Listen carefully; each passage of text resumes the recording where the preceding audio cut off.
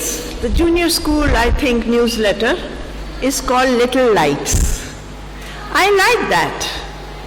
I like that. It speaks to me that when we are called to be lights, all of us cannot be big lights, but all of us can be little lights. So I thought that in these coming weeks, months, I'll talk to you about three teenagers like you, started off as little lights and went on to become great lights. Their names, they were teenagers, their names, Joe, Dave and Dan. They lived in different times, different periods, but they had one thing common in their life. They suffered great hard knocks in life. So, hence, we come to the conclusion that if you want to be a great light, be prepared for hard knocks in life. Next time you have a problem, next time you have a hard knock, next time you are getting struck down, think of it and say, I am being prepared to be a great light. Right? Okay, let's talk about Joe. His life had a lot of high and lows. He was a great favorite of his dad. His mom died when he was young. In fact, she died while giving birth to his younger brother. And I suppose that was one reason why his dad pampered him a lot, loved him, liked him a lot. He had older brothers. In fact, they were his half-brothers because his dad had married more than once. And these half-brothers, all 10 of them, much older than him, they must have bullied this young fellow. Yeah? Do you have older brothers? How many of you have older brothers? Okay. Have your older brothers bullied you? I had 2 older brothers. They were much, much older than me. One was 12 years older and one was 20 years older. And you would think they would be kind and gentle with this little baby sister they have. But they were big bullies. You know, they would not let me cry. If I would fall down, get hurt and cry, they would look at me sternly and say, "Soldiers don't cry." And I grew up with that ringing in my ears. Soldiers don't cry. And you know the result of that is I don't cry. In fact, sir sometimes says, "I can't understand you as a woman, you don't cry." That's because these 2 older brothers bullied me into saying, "Soldiers don't cry," and I'm a soldier and I will not cry. And that's what I tell my kids also. If your bone is broken, you may cry, otherwise don't cry. Soldiers don't cry. And they had another very funny saying they used to say to me. If I would fall down, hurt myself, or somebody would say something nasty to me, and I'll feel upset, they will say, "Parwah mat kar tunde laat di." And this is in Punjabi. "Parwah mat kar tunde laat di." And so I grew up with this also. And I used to just say, "Parwah mat kar, main parwah nahi kardi, tunde laat di." Now, I grew up saying this without knowing who is tunde laat. Parwah mat kar I knew. It means don't bother about. Don't bother about tunde laat. Who was the tunde laat? It's much later when I was studying history that I came to know that there was a viceroy, a British viceroy in India who had one arm. And so he was called Tunda Lat. Lat means Lord. So he was called the one-armed Lord. So the people would say, if he would pass an order, they would say, "Oh, parwah mat kar tunde lat di." And so, with my 2 bully brothers, I grew up with these 2 things, not to bother about the tunde lat, and soldiers don't cry. And this boy Joe, I don't know how his brothers would have been bullying him, but he got a way of getting back at them. Being his dad's favorite, he would carry tales.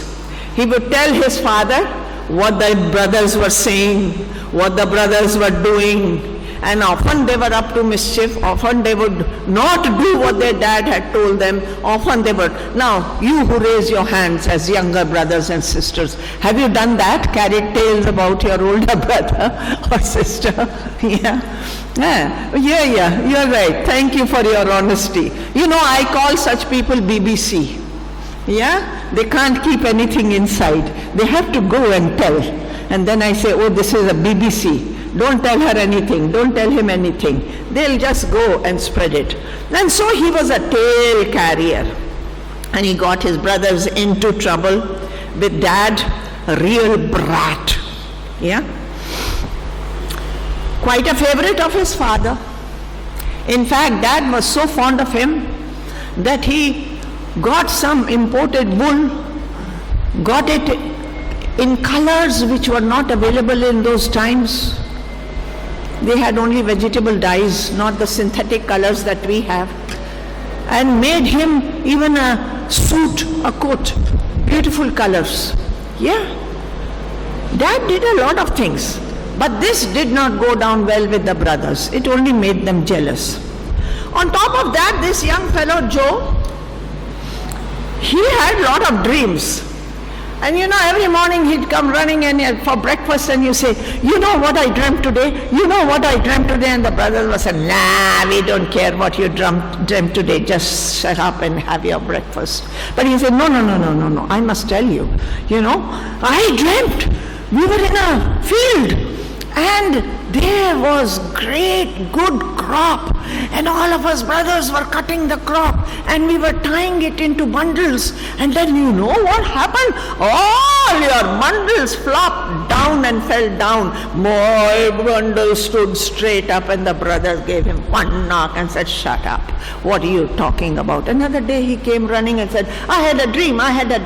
Cut it out with the dream, you fellow. We are not interested in your dream. No, this was a different dream. Listen, I saw we were all stars. All of us. 12 of us. We were all stars. Huh? All of us stars? Bollywood, Tollywood, Mollywood, Hollywood. What stars were we? I don't know what stars. We were all 12 stars. And then dad was there, and dad was a bright sun. And mom was there, and mom was the moon. Which mom? One mom was dead, 3 moms were there. Anyway, he didn't tell which mom it was. But then he said, you know what happened? All your stars, they fell down before my star. And the sun and the moon fell down before my star. And my star got bigger and bigger. What do you think the brothers felt? Brothers were ready to hammer him off. Anyway, he grew up, became a teenager. And one day, things came to a head.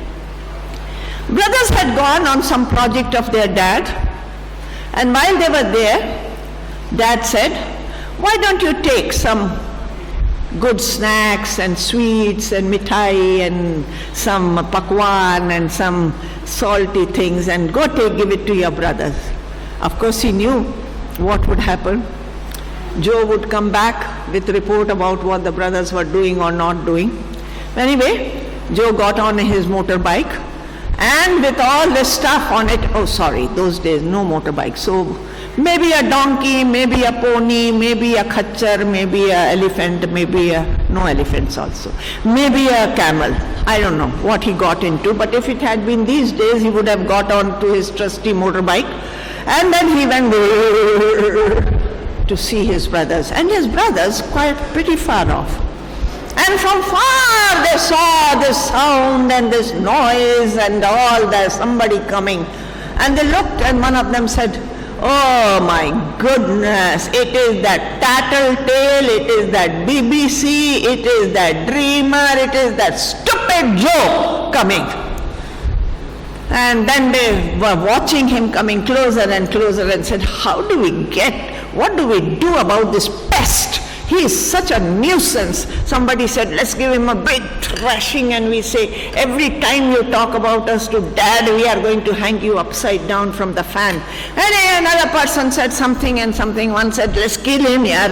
Another, the older one said, no, let's not kill him. After all, he's our brother. He's our dad's favorite. Dad will have a heart attack. Let's not do it. Let's do something else. Okay, we'll scare him. We'll scare him so much, he will never again go to Dad and tell us. So moment he reached there, before the fellow could even get off his bike, they rushed at him, grabbed him, took off his clothes and said, now see what we are going to do. Gave him the thrashing of his life and then dragged him, and there was a pit there, threw him in there and said, now let's see what you are going to do there.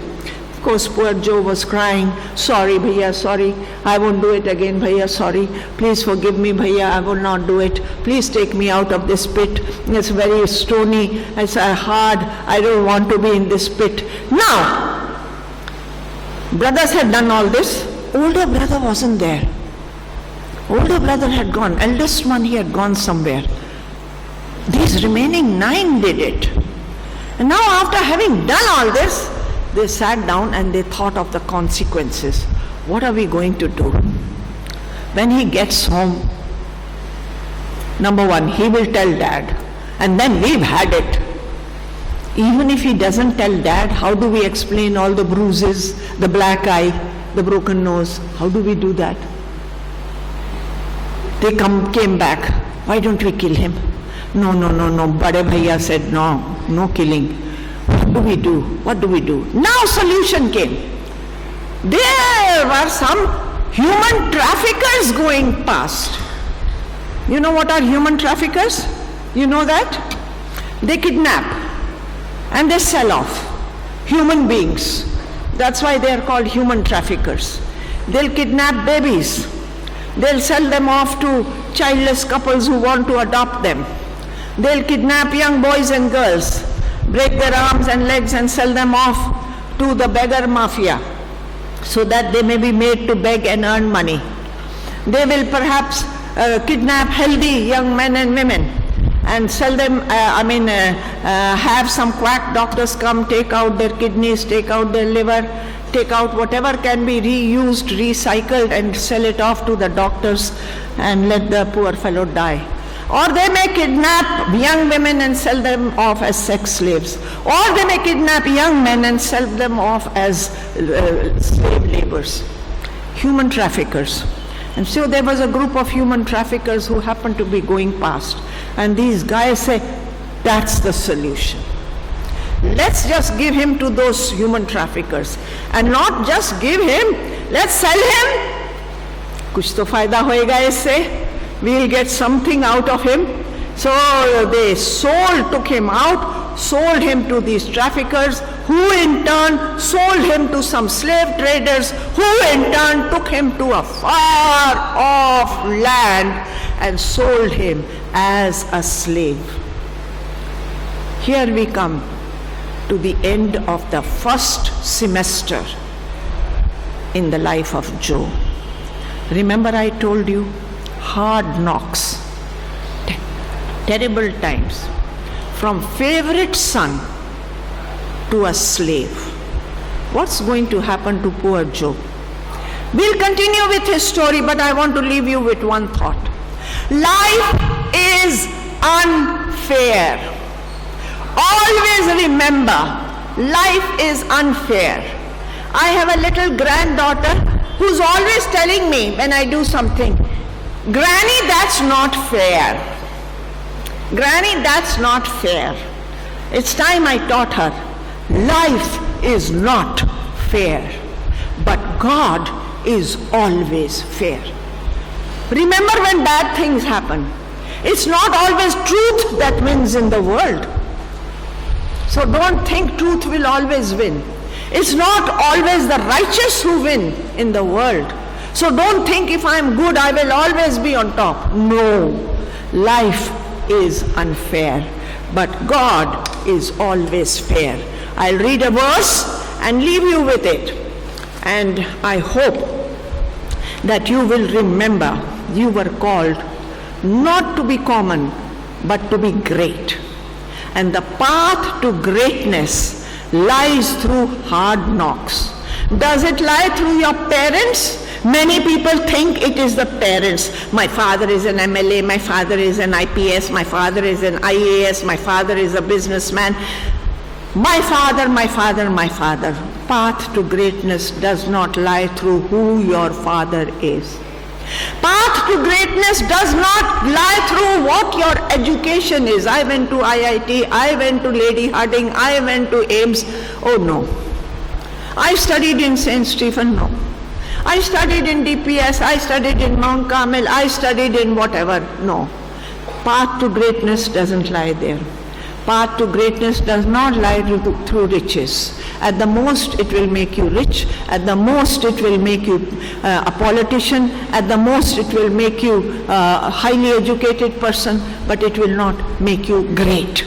The path to greatness lies through hard knocks. 1 Peter chapter 2 and verses 19 onwards say, it is commendable if a man bears up under the pain of unjust suffering. Now remember, unjust suffering is that which is not fair. Unjust suffering. Because he is conscious of God. How is it to your credit if you receive a beating for doing wrong and endure it? But if you suffer for doing good and you endure it, unjust, unfair, then that is commendable before God.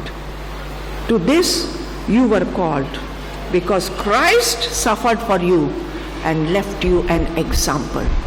May the Lord bless you, help you to remember, you were not called to be just little lights. You were called to be great lights. And the way to greatness lies through hard knocks. Life is unfair. You will have a lot of unfair treatment. But God is always fair. God bless you. Have a good day. Have a great day.